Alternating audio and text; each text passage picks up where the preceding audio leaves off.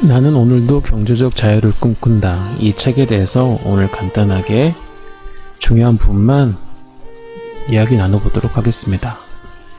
내 인생의 주인이 되고 싶은가? 나는 일벌레였다.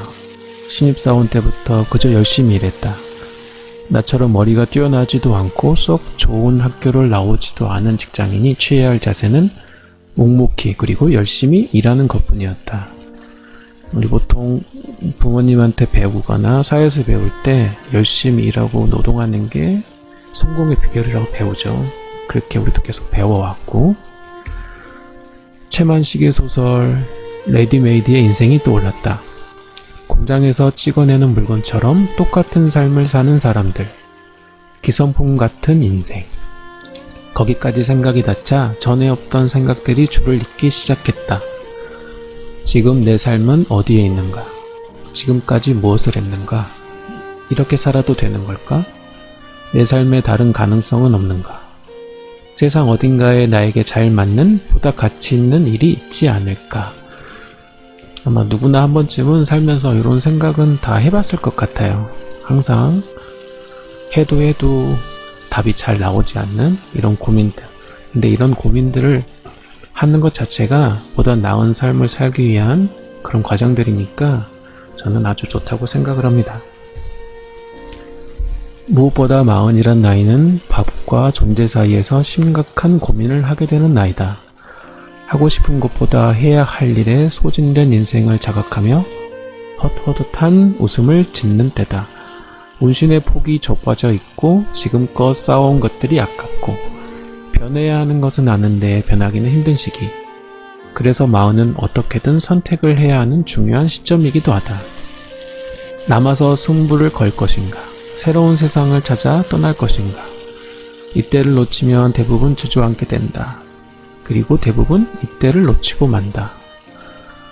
이 저자는 40이란 나이를 되게 중요하게 생각하는데요. 아마도 그 인생의 중요한 부분을 생각하고 결정하는 시기가 젊고 어릴수록 더 좋겠죠.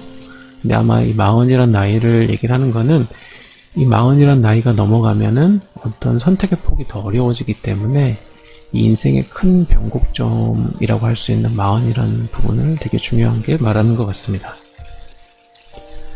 더 늦기 전에 선택을 해야 한다. 지키는 삶이냐 도전하는 삶이냐. 두 갈래 길이 눈앞에 펼쳐진다. 하나의 길은 지금의 삶을 이어가는 것이다. 안정적이지만 미지근한 삶. 떠나고 싶지만 떠나기 힘든 삶을 계속 살아가는 것이다.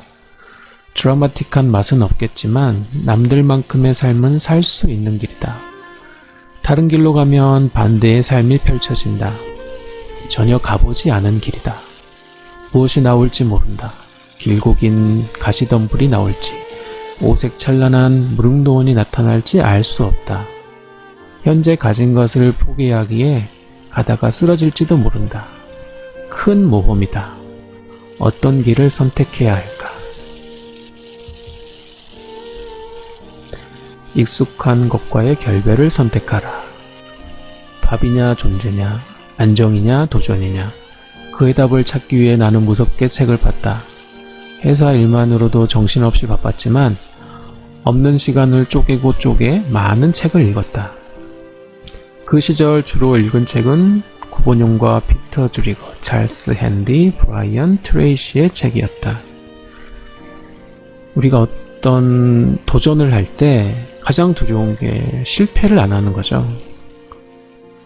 이 실패에 대한 두려움 때문에 누구나 도전을 쉽게 선택하지 못하는데, 만일 이 도전을 하고 싶다면 이 실패를 가장 낮출 수 있는 방법은 어떤 지식과 지혜를 얻는 건데, 그 지식과 지혜를 얻는 가장 좋은 방법은 이미 성공했거나 어떤 현명한 사람들의 어떤 자문을 구하고 그 사람들의 지혜를 얻는 건데, 그 지혜들이 가장 녹아있는 부분이 책입니다. 그래서 우리가 어떤 도전을 하거나 새로 시작을 할 때 정말 공부를 많이 해야 돼요. 책도 많이 읽고, 이 저자처럼. 그래야 어떤 실패 확률도 낮아지고 좀 더 빨리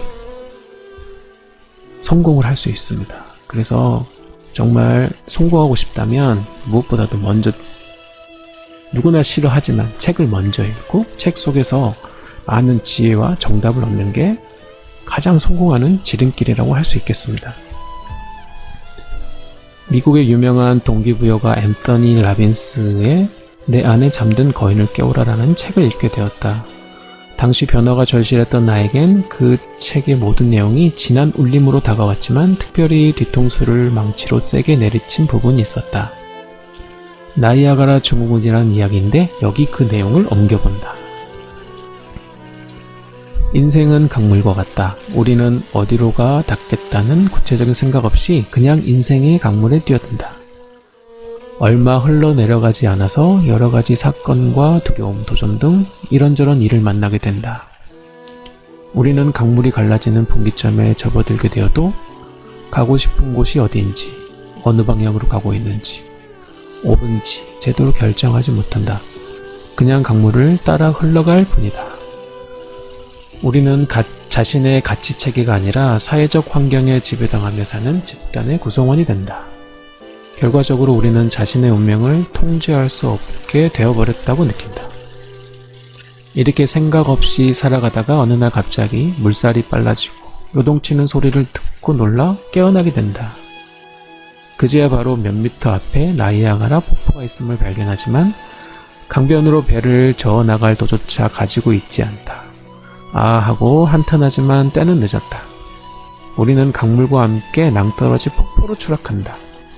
때로는 감정의 추락이기도 하고 신체적인 추락 또는 경제적인 추락이 될 수도 있다. 살면서 어떤 도전을 받더라도 상류에 있을 때 좀 더 나은 결단을 내렸다면 추락은 면할 수 있었을 것이다. 지금 거세게 흐르는 강물에 빠진 채 흘러가고 있다면 어떻게 해야 할 것인가? 미친 듯이 노를 저어 새로운 방향으로 나아가든지 아니면 새로운 계획을 세워야만 한다. 진정으로 가고 싶은 곳을 위해 코스를 정하고 그 길을 따라가면서 좋은 결단을 내릴 지도를 찾고 계획을 짜야 한다. 발로 뛰어 확신을 세워라. 나는 무척이나 의심이 많고 신중한 편이다. 무조건 남의 말만 듣고 투자를 시작할 수는 없는 일이었다. 최소한 내 눈으로 직접 확인하고 확신을 갖고 싶었다. 그날 이후로 강사님의 이야기가 신뢰할 만한 것인지 내 나름대로 검증하는 작업에 들어갔다. 이 투자할 때 가장 중요한 게 정말 자기 확신입니다. 보통 우리 주식 할 때 보통 주식이 붐이 일어날 때 나타난 현상들이 이 주식이 좋다더라 하면 믿고 들어가고, 물론 딸 수도 있지만 상당수는 나중에 어떤 물린다고 표현을 하죠. 어떤 주가가 떨어지면서 큰 손해를 보는 경우가 많아요.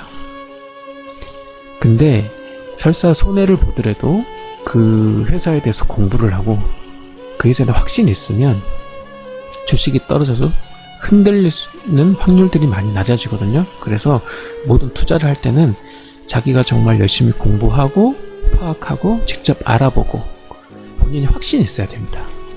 그래야 어떠한 위기상 어려움이 있더라도 이겨낼 수가 있어요. 부동산 투자를 하든 주식을 하든 블록체인 투자를 하든 어떤 위기가 안 올 수는 없거든요. 그런데 그 위기를 버텨내는 힘은 믿음과 확신입니다. 그게 가장 중요한 것 같아요. 나는 바로 현지로 달려가서 그게 맞는 말인지 일일이 확인했다. 진짜 그 가격에 낙찰받을 수 있는 건지, 진짜 그 정도의 임대료를 받을 수 있는 건지, 진짜 그 정도의 가치가 있는 건지 확인하고 또 확인했다.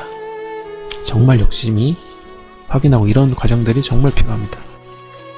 몇 달간의 검증 작업을 거치면서 점점 확신을 갖게 되었다. 강사님의 이야기는 모두 사실이었다.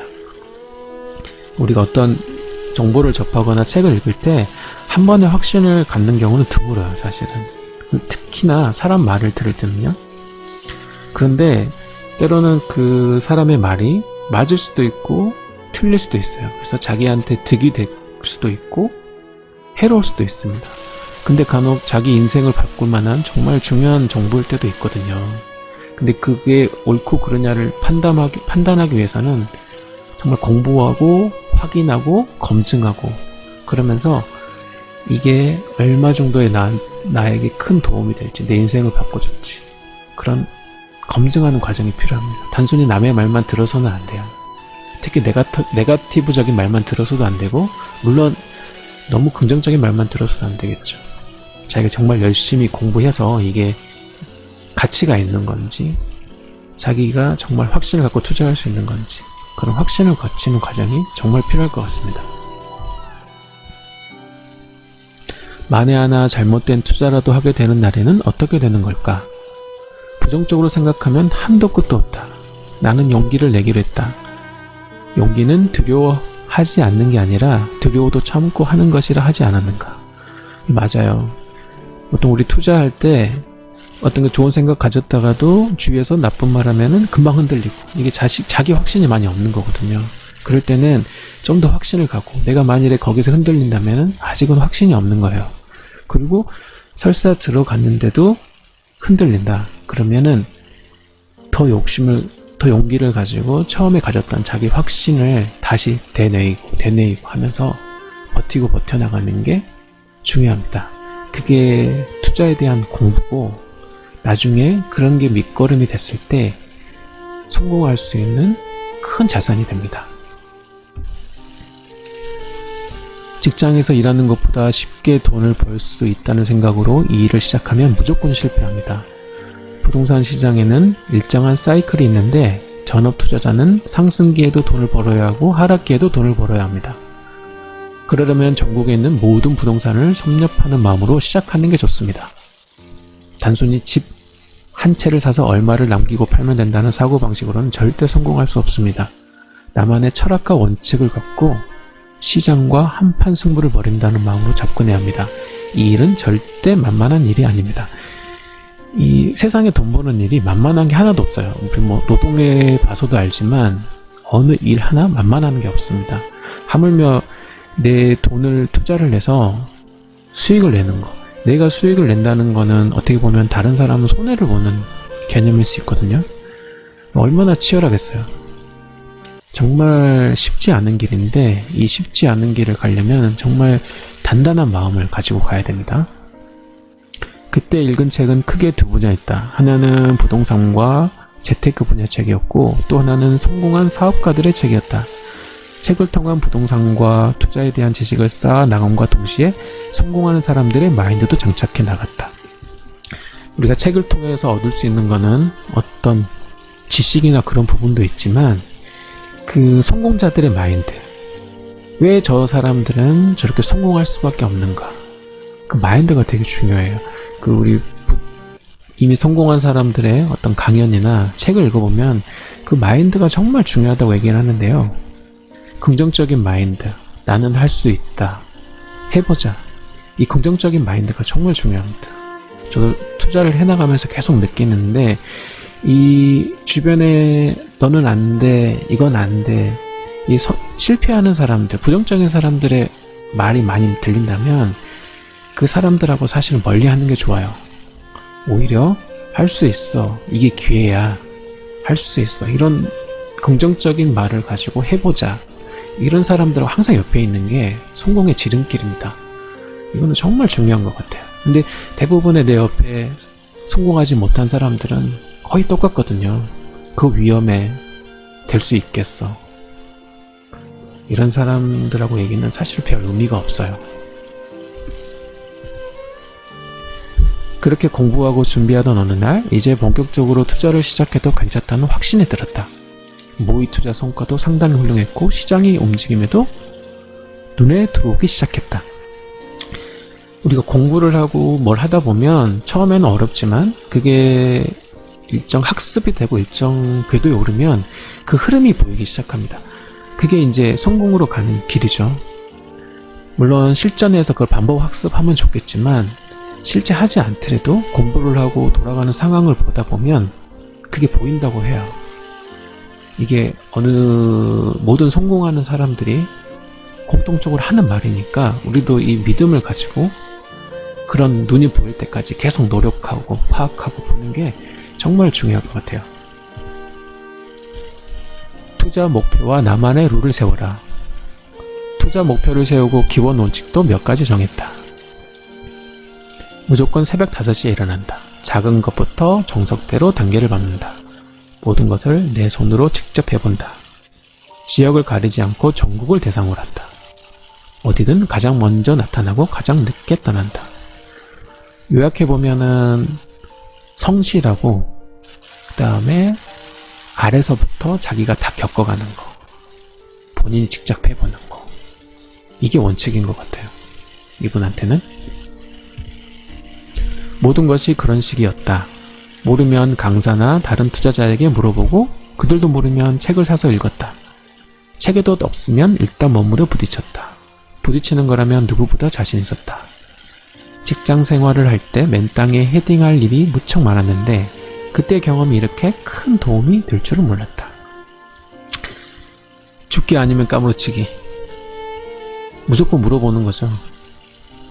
이게 진짜로 갈망하고 하고 싶은 사람은 어디서든 자기 체면도 아랑곳하지 않고 물어보고 읽고 부딪히고 이렇게 하거든요.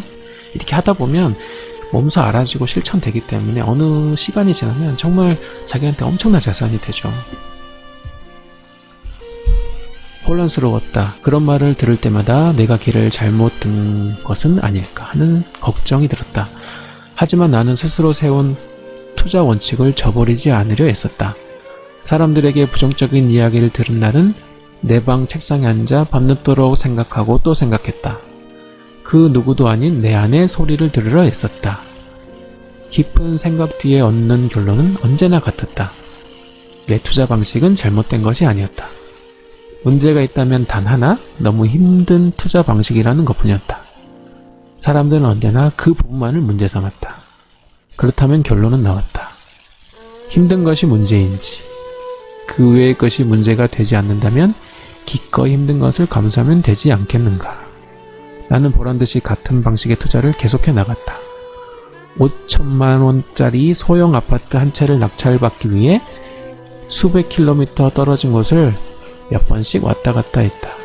하루 일과는 말할 수 없이 바쁘고 힘들었다. 투자를 하고 나아갈 때 사실은 제일 힘든 게 자기와의 싸움도 있지만 주변의 부정적인 사람들이에요.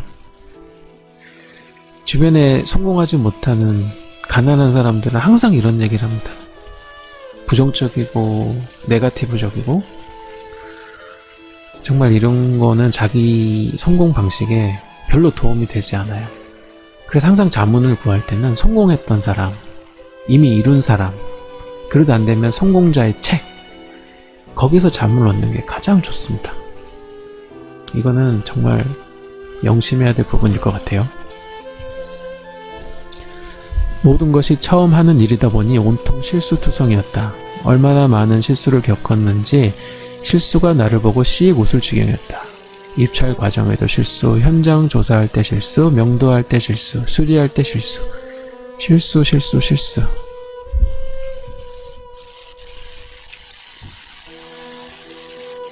한 달 임대 수익 1,000만원, 직장 생활과 투자를 병행하며 고정적인 임대 수익 1,000만원을 만들겠다는 큰 목표를 세웠다. 우리가 투자를 할 때 일단 단기적이든 장기적이든 목표를 세우는 게 중요합니다. 근데 그 수익이란 부분도 중요하지만 여기서 이 1,000만원이란 고정적인 수익, 이 경제적 자유라는 말은 자기가 일하지 않아도 계속 수익이 나오는 걸 말하잖아요. 이분은 고정적으로 꾸준히 1,000만원의 수익이 나오는 걸 목표로 삼았다고 하는데 이게 그 모든 경제적 자유를 잃은 사람들에서 나오는 공통적인 얘기인 것 같아요. 액수는 다르지만 꾸준히 수익이 나오는 거, 내가 노동을 하지 않아도 수익이 나오는 거, 그래야 경제적 자유를 얻을 수 있잖아요. 그래서 우리가 이 투자를 할 때 어떤 단기간에 큰 시세 차익을 얻는 것도 중요하지만 단기적인 시세 차익을 나오면은 그 이미 결정된 수익금은 사실 쓰기가 쉽지 않다고들 해요. 그래서 가장 좋은 거는 꾸준히 수익이 나오는 거. 매달 얼마씩 임대 수익이든 투자해서 배당금이든 어떤 꾸준히 고정적인 임대 수익이 나오는 게 이게 가장 중요한 경제적 자유를 이루는 요인이라고 봅니다. 물론 특수건물 경매는 어렵다. 다양한 법리적 지식과 경험을 쌓아야 한다. 리스크를 떠안는 투자이기 때문에 잘못하면 큰 돈을 날릴 수도 있다. 때문에 특수 물건 경매를 시작할 때 많은 고민이 앞섰다. 이것을 꼭 해야 하는 걸까? 직장 생활과 투자를 병행하는 것만도 쉽지 않은데 이 어려운 것을 시작해서 해낼 수 있을까? 걱정과 두려움이 없지 않았지만 직장을 나온 이후 나를 움직여온 지배적인 생각이 또 나를 움직이게 했다. 항상 실패의 위험성보다 성공의 가능성을 먼저 보자는 다짐이었다. 두려움 때문에 아무 시도도 하지 않고 현재의 편안함만을 추구하는 삶은 절대로 살지 않겠다고 쉼없이 스스로에게 다짐해 오지 않았는가. 이게 아니란보다는 항상 용기를 가지고 어떤 위험을 감수하고 투자해 가는 거. 이게 사실은 투자의 기본입니다. 보통 얘기하다 보면 투자를 할 때 돈을 벌고 싶지만 그거 너무 위험하지 않아요? 이걸 하는 사람들이 있어요. 이 투자의 리스크를 분산하는 건 중요하지만 모든 투자는 위험성이 따릅니다. 위험을 감수하지 않는 투자는 수익을 낼 수가 없어요. 하물며 저축하는 은행, 요즘에 금리 아주 낮죠. 은행조차도 은행이 망하면 어떤 돈을 잃을 수 있는 어떤 그런 위험성이 있는 거죠. 정말 위험성을 회피하고 싶으면 현찰을 가지고 그냥 집에 가지고 있을 수밖에 없어요. 그래서 우리가 투자를 해서 돈을 벌고 싶다면 그 자체는 위험성을 감내하는 겁니다. 근데 그 위험성에 대한 두려움이 있다면 공부를 해야 돼요. 좀 전에 계속 하는 말이지만 위험성을 믿음과 확신으로 바꾸려면 공부를 하고 자기가 해보고 알아보고 그래야 돼요. 움직여야 돼요. 움직이지 않고 그냥 막연히 두렵다. 근데 돈을 벌고 싶다. 이거는 정말 욕심장이라밖에 말할 수 없습니다. 주변 많은 사람들이 나를 말렸다.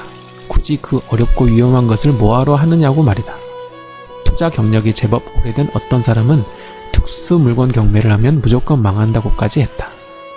그러나 나는 안다. 어떠한 위험도 감수하지 않는 삶이 가장 위험한 삶이라는 것을. 편안하고 안정적인 삶에 기대는 것은 예체부터 내가 지향하는 삶의 방향이 아니었다. 이게 똑같은 말이죠.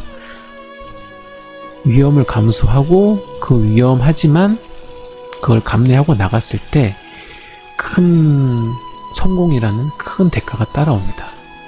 그래서 지금도 어떤 위험이란 리스크에 두려워하시는 분, 만약 그런 마음이 계속 든다면은 그거는 자기가 다시 한번 생각을 해보고 내가 그 위험한 곳에라도 투자를 해서 꼭 성공을 해내고 말겠다는 그런 어떤 자기의 어떤 신념을 갖고 가는 게 정말 중요할 것 같아요.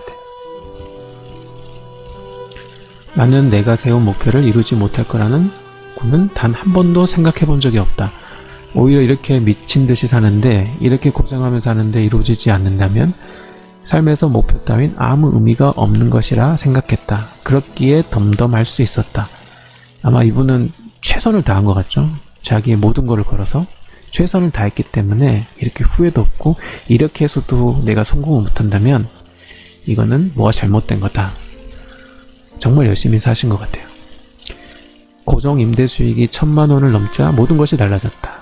생활도 달라지고 투자도 달라졌다. 아무 일을 하지 않아도 먹고 살 수 있다는 것. 그러고도 돈이 남는다는 것. 그것은 정말이지 새로운 세상이었다. 전처럼 아등바등 살 이유가 전혀 없었다. 돈도 돈이지만 시간을 내 마음대로 쓸 수 있다는 것. 그것이야말로 삶의 축복이었다. 정말 부럽습니다. 이 경제적 자유라는 게 돈에서 자유로움도 있지만 이 돈이 자유로워지면서 내 시간의 자유가 있거든요. 내가 지금 하고 싶은 거는 뭐든지 할 수 있고 자유롭잖아요. 그래서 경제적 자유를 잃으면 시간적인 자유도 당연히 따라오게 됩니다. 이후로 나는 참 자유롭게 살았다. 아침에 일어나서 하고 싶은 일을 했다. 운동하고 싶을 땐 운동을 하고 책을 읽고 싶을 땐 책을 읽었다. 가고 싶은 곳이 있으면 시간을 고여받지 않고 마음껏 여행을 떠났다. 가족들과도 충분히 대화하고 많은 시간을 함께 할 수 있었다. 재정이 안정되자 투자도 자연스럽게 한 단계 나아가게 되었다. 쫓기듯 투자할 이유가 없어졌다. 하나를 해도 제대로 된 투자를 하게 되었고 보다 수익률 높은 게임에 참가할 수 있게 되었다. 이 어느 정도 경제적 자유를 이루게 되니까 그 다음에는 이제 조급함이 없어지니까요. 훨씬 실패할 확률이 더 떨어지겠죠? 이제는 투자를 일이라고 생각하지 않는다. 즐기는 취미나 게임 정도로 생각한다. 니체는 차라투스트라는 이렇게 말했다 해서 인간의 정신을 낙타와 사자에 비유했다. 낙타가 의미하는 것은 의무와 복종이다. 자신의 선택이 아닌 세상이 정해준 기준대로 살아야 하는 존재를 의미한다. 사자는 자유의지의 상징이다. 살고 싶은 대로 사는 존재다. 그는 다른 이가 주는 먹이를 먹지 않는다. 그 나름의 방식대로 사냥을 한다. 그가 주인이고 법칙이다. 우리들 누구나 낙타의 삶을 거친다. 무거운 등짐을 지고 하루 종일 사막을 횡단한다. 극히 일부의 낙타만이 사자가 되어 자유로운 삶을 누린다. 낙타가 사자가 되기 위해서는 엄청난 고뇌와 결단 그리고 그에 걸맞은 행동을 해야 한다. 살아가면서 한 번쯤은 혹독한 시기를 거쳐야 한다. 난 13년간 열심히 직장 생활을 했고 전업 투자자가 되어 3년간 인고의 시간을 보냈다. 그 결과 누구보다 자유로운 삶을 살게 되었다. 어떠세요? 우리는 낙타일까요? 사자일까요? 누구나 사자가 되길 꿈꾸지만 낙타의 삶을 포기하진 않습니다. 포기를 해야 새로운 걸 얻을 수 있겠죠? 한번 태어난 세상에서 낙타가 아닌 사자로 살고 싶은 마음이 간절하다면 당신도 충분히 해낼 수 있다. 간절히 원하라, 인내하라, 그리고 도전하라, 결국 꽃은 핀다.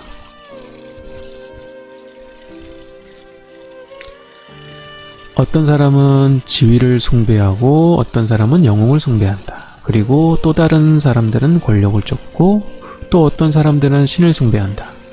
모든 사람들이 이렇게 다른 의견을 가지고 있지만 공통적인 사실 하나는 한결같이 모두 돈을 숭배한다는 것이다.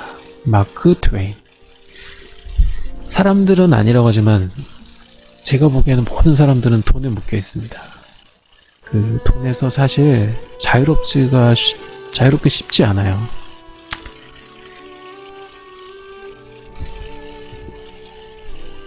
자본주의를 살아가면서 돈 버는 눈이 없다는 것은 치명적이다.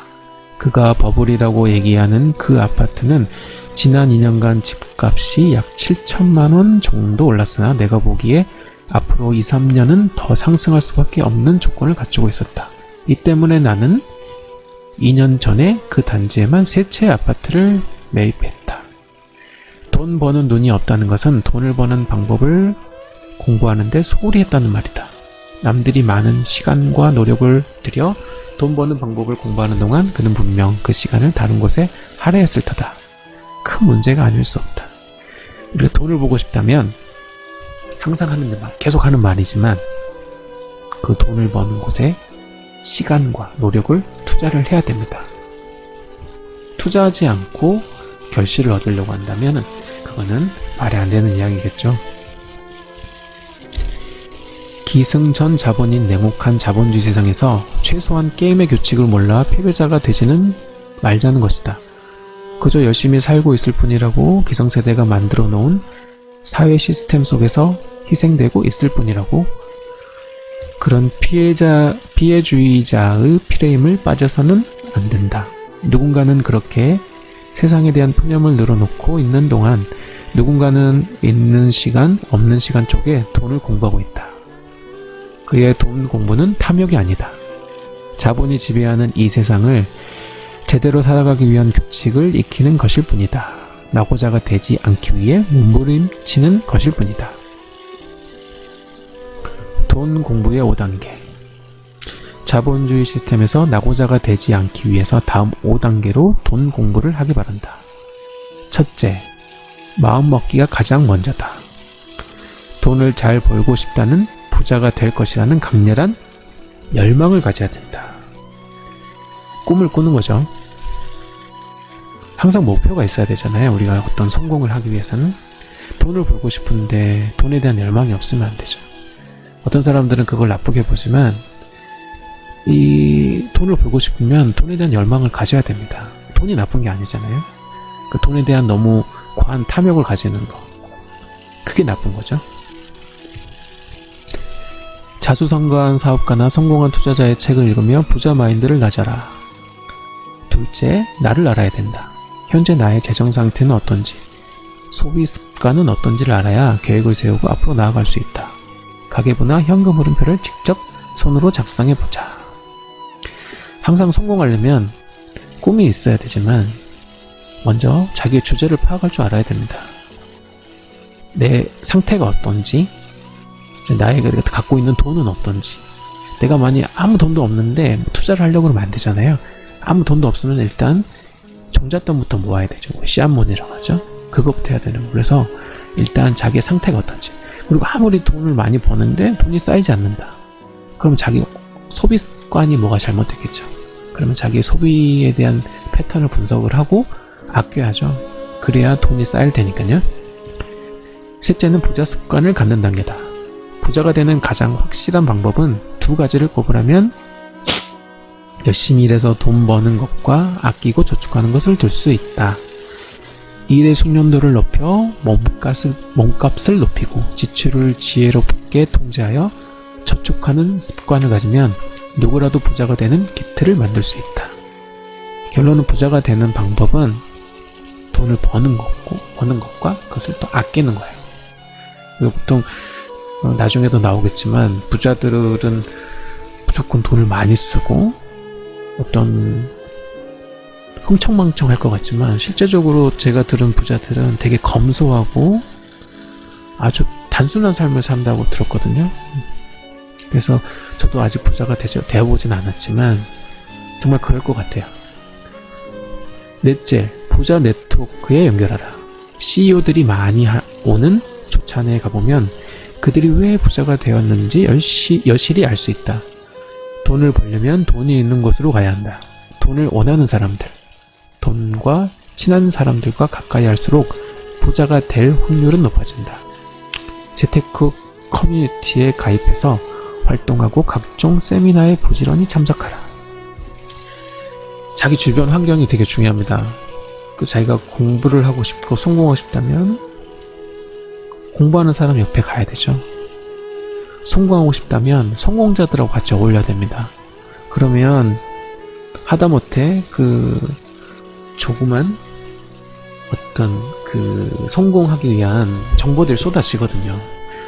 계속 가난하고 돈 없는 사람들과 놀고 그 사람들의 마인드를 배우면서 성공하려면은 쉽지 않아요. 그거는 우리가 지금 성공하려면 정말 성공자들하고 항상 어울리고 그 사람들의 마인드를 따라하고 그런 과정들이 정말 필요합니다. 이 모든 성공 서적에서 나오는 공통점들이에요. 다섯째, 돈을 불리는 공부를 하라. 자본주의 시스템에서는 근로소득만으로는 부자가 되기 어렵다. 그러니 사업이나 투자에 대한 공부가 필요하다. 사업체를 만들거나 부동산이나 주식처럼 자본이 스스로 몸집을 불려나가는 시스템의 필요성을 알고 자신에게 맞는 시스템을 구축해야 한다. 본인이 열심히 공부하라는 얘기죠. 어떤 시스템, 돈이 어떻게 불어나는지 그에 대해서 알고 그걸 경험하고 자기 것으로 만들고 이런 과정들이 정말 그 사람을 부자로 만들어준다고 믿습니다. 금수저가 어떤 사람인지에 대해서는 아무런 이야기도 나오지 않았는데 사람들은 하나같이 일면식도 없는 그 사람에 대해 부정적인 반응을 보이는 거였다. 그가 얼마 못 가서 재산을 탕진할 거라는 사람도 있었고 그렇게 노력 없이 얻는 돈은 싫다는 사람도 있었다. 나는 장난기가 발동해 사람들에게 큰 소리로 말했다.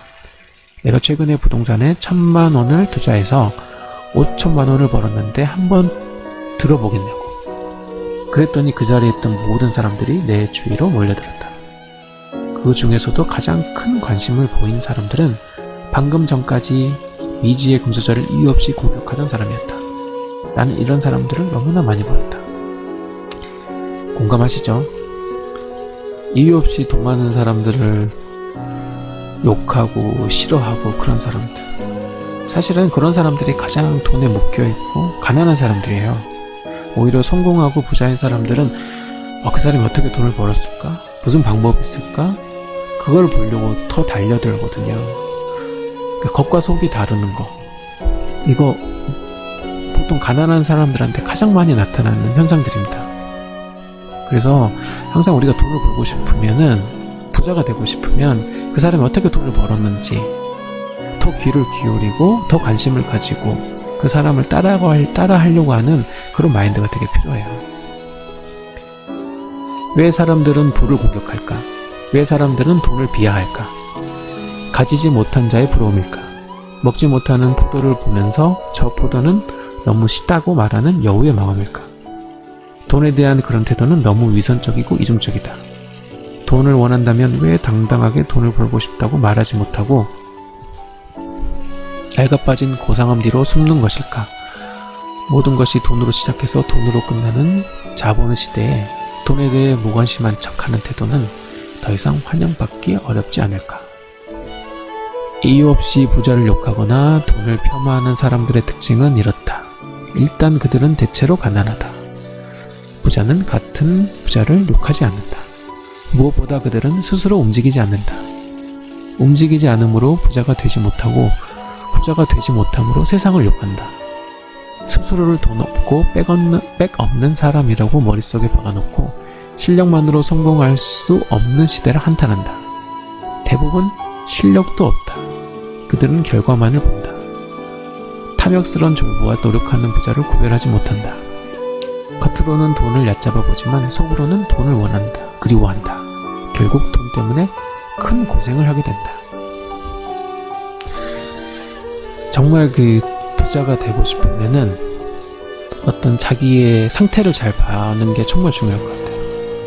저도 어떤 가난한 자의 마음에 있을 때는 정말 이랬거든요. 이유 없이 돈 있는 사람은 속으로는 부러워하면서도 어떤 자기의 어떤 방어 체계가 작동을 해가지고 괜히 그 사람들을 조금만 뭐가 나오면 폄하하고 비판하고, 그리고 돈이 중요한 게 아니다, 항상 이렇게 단정 지어버리고.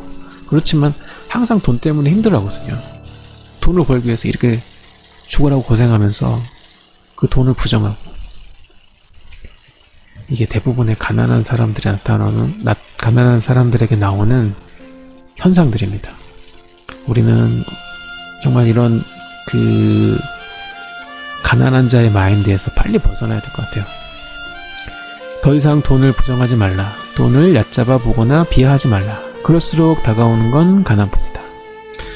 나는 맹자가 말한 보항산무항심이라는 말을 정말 좋아한다. 일정한 생업이나 재산이 없으면 올바른 마음가짐을 유지할 수 없다는 뜻이다.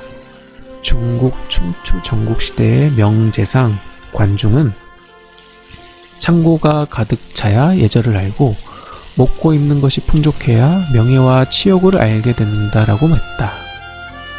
일단 먹고 사는 것이 해결되어야 인간답게 살 수 있다는 말이다. 참으로 지혜로운 자세가 아닌가? 보통 성공하고 부자인 사람들은 대부분 이렇게 얘기를 합니다. 우리도 다 그렇잖아요. 우리가 누구를 만날 때 돈 없고 가난하고 궁핍한 삶을 사람을 만나고 싶나요? 아니면은 약간 여유롭고 잘 베풀고 뭘 내는 사람하고 어울리고 싶나요? 당연히 후자죠. 그런 사람들은 마인드도 긍정적이고, 그렇기 때문에 그런 사람들하고 만나서 얘기를 하면 되게 기분이 좋습니다. 우리도 그렇게 되고 싶죠. 그렇게 되고 싶으면은 그런 마음을 가져야 되고, 그러려면 부자가 돼야 됩니다. 보통 부자들이 예의 없고 어떤 버르장머리 없고 그런 내용들이 드라마에 많이 나와서 그렇지만, 제가 알기로는 실제로 부자들이 훨씬 더 예의 많고 잘 베푸고 이런 사람들이 훨씬 많다고 그래요. 그 부자들과 만나본 어떤 인문학자가 하는 말인데 실제로 그럴 것 같아요. 제가 부자들을 만나보진 않았지만 몇몇 이제 은퇴하고 나름 자수성가해서 은퇴하신 분들을 얘기를 해보면, 그 분들하고 같이 놀아보고 해보면 훨씬 그런 사람들이 예의 있고 더 베풀고 더 젠틀하거든요.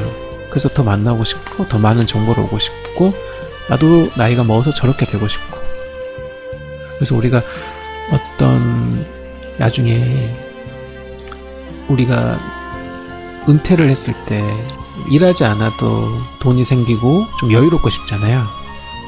베풀고 싶고 그러고 싶으면은 정말 이 부자가 되고 싶은 욕망을 가져야 됩니다.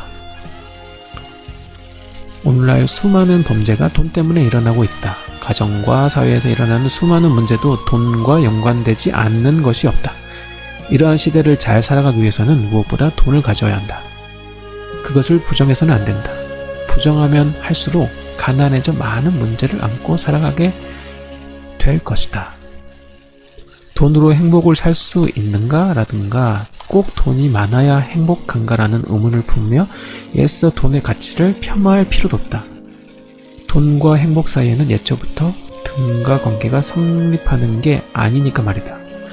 분명한 것은 돈이 많다고 반드시 행복한 것은 아니지만 돈이 없으면 불행할 확률이 높아진다는 것이다. 이 얘기는 대부분 성공한 사람들이 나온 얘기인데 돈이 많다고 행복하진 않아요. 그렇지만 돈이 있으면 행복할 확률이 더 많아진다고 합니다. 우리가 돈이 없어서 불행한 거 정말 많이 보잖아요. 돈이 없어서 가족과 끼리 싸우고 자식이 부모를 죽이고 형제간에 싸우고 죽이고 대부분 돈이잖아요. 물론 돈이 있어서 싸우는 사람도 많지만 그거는 정말 탐욕과 욕심이 심한 거고 돈이 있으면 그런 확률들이 훨씬 떨어집니다. 그리고 정말 시간적으로 경제적으로 많은 자기한테 행복할 수 있는 기회를 주기 때문에 돈이 많으면 행복해질 확률이 훨씬 더 높아져요.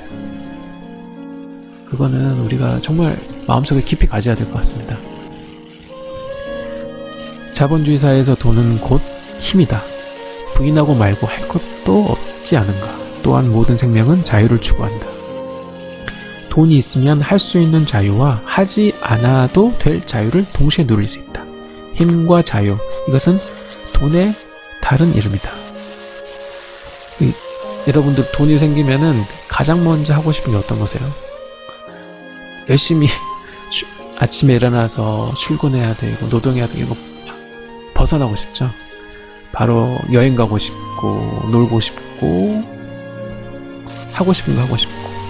근데 돈이 내가 벌지 않으면은 내 생활이 유지가 안 되기 때문에 노동을 하는 거고, 대부분의 노동자들은 그거를 이제 노동의 가치를 합리화를 하죠. 근데 진정한 경제적 자유를 얻으면 어떤 노동의 합리화보다는 어떤 노동 외에서 얻을 수 있는 어떤 자유로움에 대한 어떤 가치, 그걸 훨씬 더 많이 알게 된다고 해요.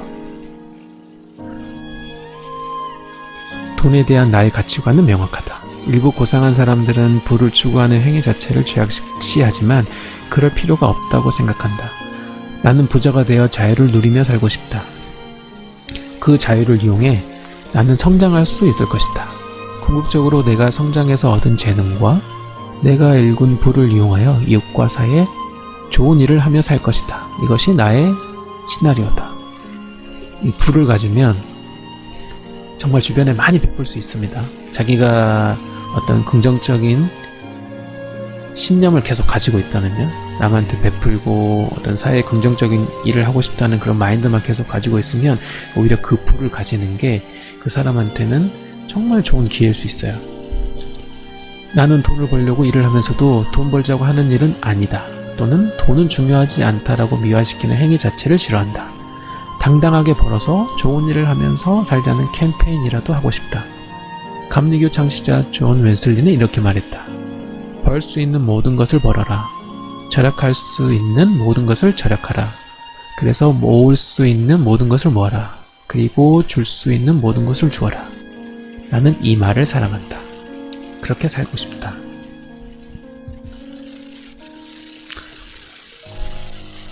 평범한 사람이 부자가 되기 위해서는 필연적으로 다음 3단계를 거쳐야 한다. 정말 중요하겠죠? 1단계, 돈을 번다. 2단계 돈을 모은다. 3단계 돈을 불린다. 1단계는 일의 영역이고 2단계는 저축과 소비의 영역, 3단계는 투자의 영역이다. 그러니까 우리가 1단계에서는 일을 해서 열심히 돈을 벌고 2단계에서는 소비를 줄이고 그거를 저축하면서 돈을 모아야 되겠죠. 3단계에서는 그 모은 돈으로 투자를 함으로써 돈을 불려나갑니다. 이게 부자가 되는, 평범한 사람이 부자가 되는 가장 일반적인 방법이에요. 누구나 이 3단계를 거치지 않고서는 부자가 되는 경우는 극히 드물겠죠. 나는 평범한 사람이 부자가 되는데 가장 중요하면서도 개개인의 영향력을 가장 크게 발휘할 수 있는 항목으로 2단계 저축과 소비 영역을 꼽는다. 근검절약하고 저축하는 습관이 그 무엇보다 중요하다는 말이다. 1단계와 3단계를 통해 아무리 돈을 많이 벌어봤자 그 사람이 잘못된 생활 방식을 갖고 있다면 말짱 도루묵이 될 것이기 때문이다. 바빌론 사람들이 남긴 지혜로운 경고가 있다. 너의 지출은 언제나 너의 수입까지 불어나리라.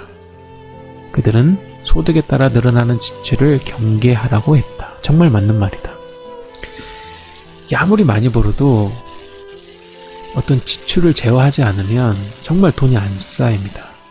우리 로또에서 1등 당첨됐지만 나중에는 정말 알거지가 된 그런 이야기들 많죠. 아무리 돈이 생겨도 어떤 그 돈을 쓸 줄 모르고 아낄 줄 모르고 어떤 지출을 제어할 줄 모르면 이 돈이라는 게 순식간에 다 없어져 버리는 거거든요. 이 돈이라는 게 정말 그 관리하고 어떤 해나가는 게 정말 중요한 것 같습니다. 그래서 우리가 그 자녀들을 교육시킬 때도 어떤 어렸을 때 돈을 쓰는 습관, 어떤 그 가계부 같이 쓰게 하는 그런 습관들이 정말 그 자녀들을 부유하게 하는 좋은 방법인 것 같아요.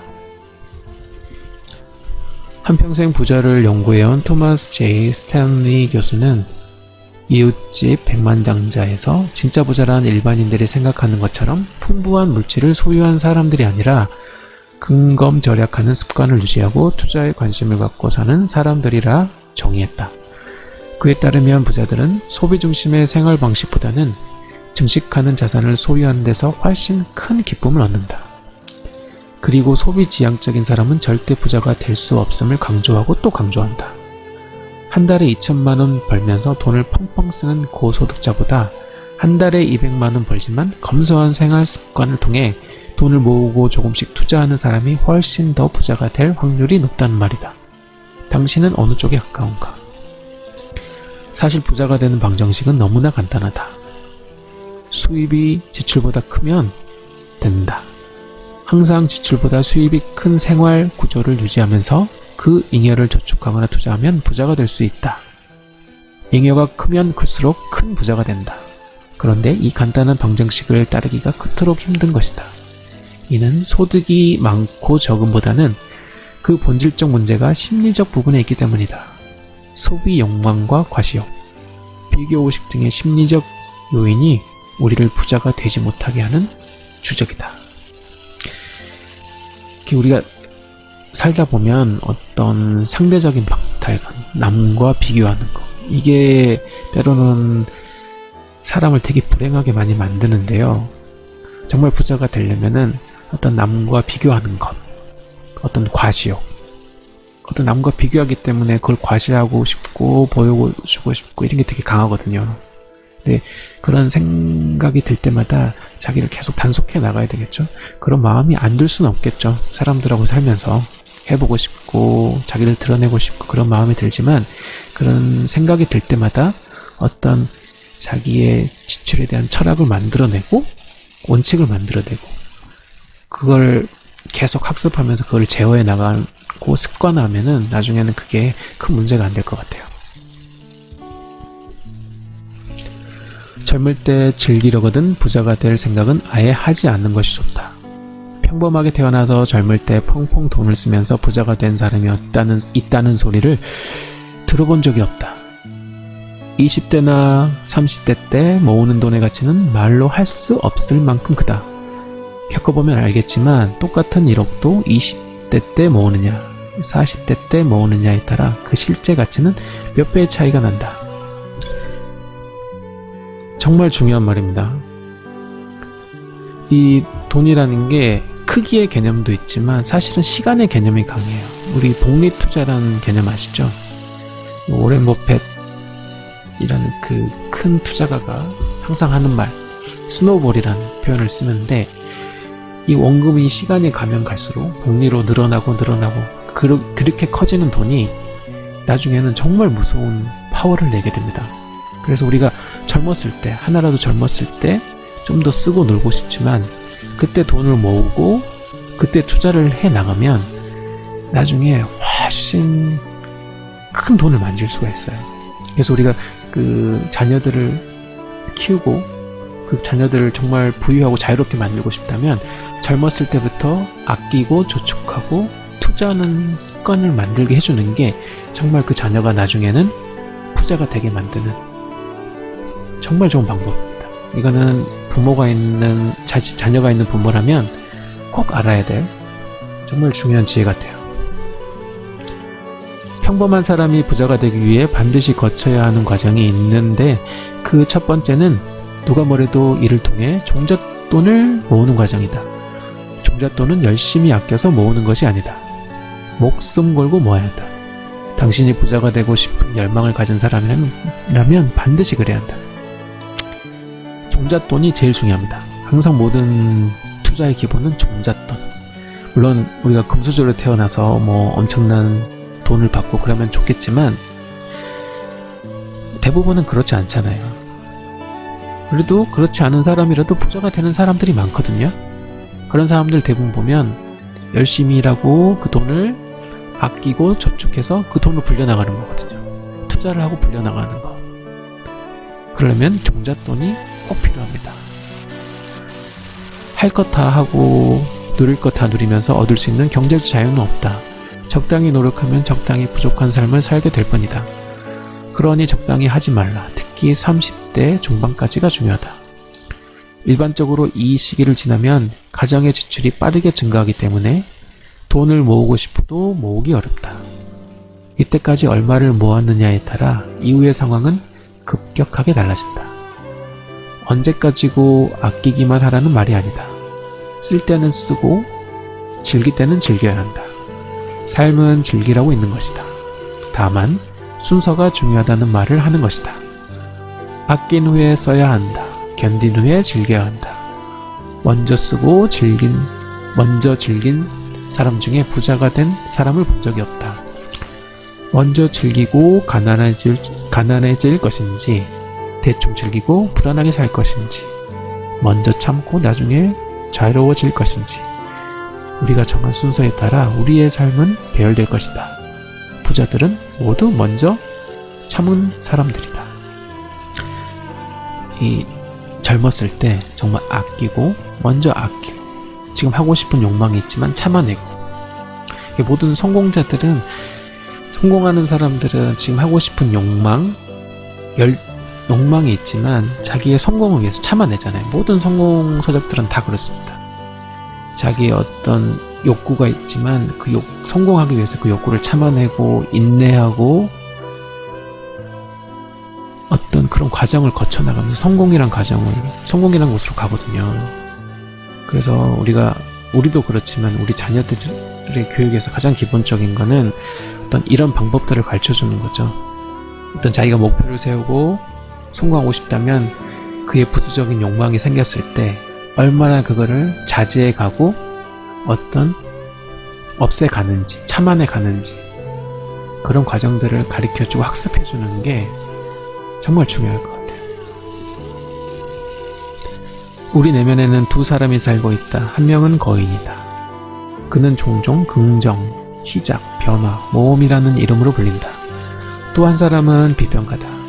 비평가의 별명은 부정, 안주, 안전, 편안합니다. 세상 사람들 대다수가 자기 내면의 거인보다 훨씬 힘이 센 비평가를 두고 살아가고 있다. 그래서 성공하는 사람이나 부자가 그토록 적은 것이다. 세상에 사람들이 정말 많지만 부자들은 드물죠. 근데 우리는 다 부자가 되고 싶고, 근데 그 부자들은 정말 항상 긍정적이에요. 모험적이고 도전적이고. 근데 실패한 사람들, 가난한 사람들은 항상 부정적이고 비판적이고 싸우고 감정적이고 그래요. 그래서 우리가 정말 성공하고 싶다면은 항상 부정보다는 긍정적인 시각을 가지고 어떤 성공한 사람들의 긍정적인 면을 보고 그거를 따르려고 자기도 다짐을 하고 실제로 그거를 행하는 모험이란 마음을 가지고 항상 이렇게 가져야 됩니다. 그리고 혹시 실패하더라도 성공한 사람들은 그 실패를 발판으로 다시 일어서고 긍정적인 마음을 가지고 있기 때문에, 그렇죠? 항상 우리는 긍정적인 사람이 돼야 돼요. 당신은 어떤 편에 가까운가? 당신 내면의 비평가가 하는 말을 잘 따르는 편인가? 아니면 비평가의 쓴소리를 기꺼이 물리치고 거인과 함께 변화를 추구하는 편인가? 당신도 알다시피 세상 사람 대다수가 비평가의 말에 복종하며 산다. 마음속으로는 보다 나은 삶을 꿈꾸고 돈과 시간으로부터 자유를 얻고 싶다 생각하지만 정작 그에 합당한 행동은 하지 않는다. 우리가 정말 성공하고 싶다면은 꿈꾸고, 좀 전에 우리 배웠죠? 꿈꾸고 그에 대해서 나가가려고 하면서 열심히 실천을 해야 돼요. 꿈만 꾸는 거는 그거는 자기가 구체적인 꿈을 안 꾸고 열정이 아직 없는 거예요. 그 꿈이 진짜 꿈이 아닌 거예요. 자기가 진정으로 꿈을 꾸고 간절하면 행동이 나오게 되거든요. 그래서 우리가 진짜 부를 이루고 싶고 경제적으로 자유로우고 싶다면 그 꿈을 계속 되뇌이고 꿈꾸고 하면서 그에 대한 어떤 삶의 변화가 일어나야 돼요. 그래야 그게 진짜로 자기가 꿈꾸는 삶입니다. 꿈은 꾸는데 행동이 변하지 않으면 아직 그 꿈이 어떤 구체적이지 않고 자기의 진정한 꿈이 아닌 거예요. 젊은 사람들을 대상으로 7급 공무원이 되겠느냐, 연봉 1억 원이 넘는 인기 VJ가 되겠느냐라고 물었더니 압도적으로 많은 젊은이들이 7급 공무원을 선택한 것이다. 그 이유는 안정에 있었다. 나는 개탄했다. 이 무슨 시대 역행적인 현상인가? 공무원 직업이 나쁘다거나 VJ라는 직업이 좋다는 말이 아니다. 세상은 창의와 도전, 파격과 해체를 외치고 있는데 안정의 덫에 갇혀 있는 것이 아닐까. 중국, 러시아 등 어느 나라에 가더라도 10대들의 꿈이 공무원인 곳은 없다. 안타까운 일이다. 대한민국은 언제부터 안정을 직업 선택의 최고 가치로 여기는 늙은 나라가 되었는가? 저희 한참 저희 어렸을 때 어떤 엄청난 변화를 겪고 발전할 때, 그때는 어떤 선생님이나 공무원이 꿈이었던 어떤 친구들은 거의 없었던 것 같아요. 저희 친구들을 봤을 때.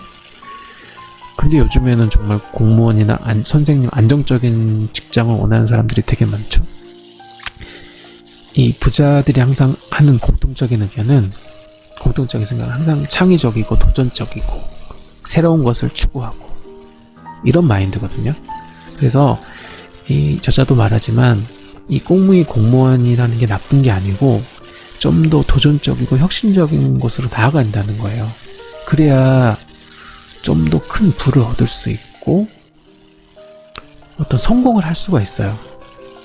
어떤 안정을 원하면은 젊었을 때부터 안정이라는 걸 원하면은 어떤 그러니까 엄청 궁핍한 삶은 아니겠지만 어떤 경제적으로 자유롭지도 않아요. 고만고만한 삶을 살 수밖에 없는 거죠. 이 안정적인 거를 추구한다는 건 우리가 나중에 어느 정도 부를 이루고 나이가 어느 은퇴할 시기가 됐을 때 그때는 안정적인 거를 추구하는 게 맞죠. 그렇지만 이 10대나 20대 어떤 도전적이고 창의적인 이런 나이에 어떤 공무원이나 안정적인 걸 추구한다는 거는 사실은 되게 어떤 국가적으로는 되게 소모적이라고 저는 생각을 해요. 돈을 번다는 것, 부자가 된다는 것은 그 잘난 안정감과 편안함을 버리는 것이다. 뭔가 새로운 것을 해서 마음 졸이며 살기로 작정하는 것이다. 대다수의 사람들은 돈을 버는 것이 자신의 편안함을 방해하거나 불안을 느끼게 하면 돈 버는 것 자체를 포기하고 말지만 나는 그것에 그렇게 하지 않겠다고 작정하는 것이다. 기꺼이 걱정과 불안을 안고 살겠다고 선언하는 것이다. 부자가 되고자 한다는 건 미래에 대한 불확실성과 수많은 주위의 반대와 만류, 부정적인 요소에 대한 갈등을 기꺼이 감내하고 편안한 길로 나서는 것이다. 이 세상의 모든 성공한 사업과 투자는 다 그렇게 시작했다. 안정적이고 편안하고 확실한 투자, 그런 사업, 이 세상에 그런 요상한 것은 없다. 그런 것은 부모님의 말이나 주변 사람들의 조언 속에만 존재할 뿐이다. 안정적이고 편안한 삶을 택하느냐, 마음 졸이고 살기로 적정하느냐, 이것이 자본주의 시대에 부자와 빈자를 가르는 가장 중요한 선택이다. 당신은 어느 쪽을 택했는가? 자, 지금까지 100페이지에 가까운 중요한 내용들을 좀 봤는데요. 우리가 부자가 되고 싶으면은 일단은 어떤 부자가 되고 싶은 강렬한 생각을 가지고 꿈을 꿔야 됩니다. 그 꿈은 가능하면 구체적이면 더 좋겠죠? 그리고 그렇게 마음을 먹었으면은 그에 대해서 공부를 하고 실제로 가서 해보고, 그리고 이미 성공한 사람들의 얘기를 더 경청을 하고, 그리고 주변에 성공하지 못한 사람들, 부정적인 사람들의 말은 귀를 닫아야 됩니다. 그게 정말 중요해요. 그리고 항상 자기의 어떤 삶의 태도를 도전적이고 어떤 위험을 감내하는 그런 삶을 설계하고 만들어야 돼요. 비로소 그렇게 했을 때 나에게 어떤 부자가 될 수 있는 기회가 훨씬 많아집니다. 그거는 이 책뿐만 아니라 모든 성공한 서적에 공통적으로 나와요. 항상 꿈꾸고, 꿈은 구체적으로 꾸고, 그 꿈을 위해서 나아가고, 그 꿈이 실현됐다고 믿고, 그렇게 됐을 때 정말 꿈은 정말 다가온다. 이거는 제 얘기가 아니고 모든 성공한 사람들의 경제서적에 다 성공서적에 나오는 내용들이니까 우리는 아직 가보진 않았지만 그 사람들의 말을 믿고 나아가는 게 정말 중요할 것 같아요. 누구나 부자가 되고 싶고 경제적 자유를 이루고 싶기 때문에 이 책뿐만 아니라 다른 책, 모든 서적을 많이 읽어보고 그 속에서 자기의 가치관이 부자가 되는 쪽으로 빨리 바뀌는 게 지금 우리들한테 되게 중요할 것 같습니다. 앞으로 시대가 많이 변하죠. 어떤 데서 부가 나올지 몰라요. 지금은 부동산이나 주식, 최근에는 어떤 코인 같은 블록체인에서 많은 부자가 나왔죠. 앞으로는 어디서 부자가 나올지 몰라요. 근데 우리가 지금의 이 방법만 고수하지 말고 어떤 도전적으로 항상 어디서 돈이 생길지, 어디서 부가 생길지 그에 대해서 연구하고 공부하고 거기에 도전하고 그런 태도를 가지면은 세상이 아무리 변하더라도 그 속에서 빨리 적응하고 부가 나오는 쪽에 빨리 편승해서 어떤 계속 부를 창출할 수 있다고 믿습니다. 항상 깨어있고 항상 도전적이고 그래서 긍정적인 그런 여러분들이 되기를 항상 바랍니다. 감사합니다.